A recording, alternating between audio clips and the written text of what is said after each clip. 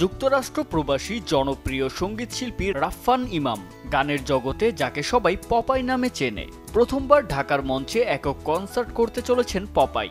আগামী ২৪ মে ঢাকার আগারগাঁওয়ে মুক্তিযুদ্ধ জাদুঘর মিলনায়তনে অনুষ্ঠিত হতে যাচ্ছে Popeyes R night to remember শীর্ষক কনসার্ট।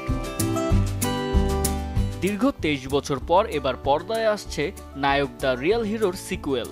সিনেমাটিতে আবারও জুটি বাঁধছেন বলিউডের জনপ্রিয় দুই তারকা অনিল কাপুর ও রানী মুখার্জি। প্রযোজক এম রামনাথের কাছ থেকে স্বত্ব কিনে নিয়ে এবার এটি নির্মাণ করছেন প্রযোজক দীপক মুকুট। গত ১২ই মে সড়ক দুর্ঘটনায় মারা গেছেন তেলুগু অভিনেত্রী পবিত্রা জয়রাম। এই ঘটনার রেশ না কাটতেই শুক্রবার ঝুলন্ত অবস্থায় পাওয়া গেল অভিনেত্রীর স্বামী চন্দ্রকান্তের মৃতদেহ। ধারণা করা হচ্ছে স্ত্রীর মৃত্যুর শোক সইতে না পেরে আত্মহত্যা করেছেন তিনি। নির্বাচনে জয় পেলে অভিনয় ছেড়ে দেবেন, এমনই তথ্য জানিয়েছেন বলিউড অভিনেত্রী ও বিজেপির লোকসভা প্রার্থী কঙ্গনা রানাওয়াত। যদিও গেল 10টি সিনেমায় টানা ফ্লপ দিয়েছেন এই অভিনেত্রী।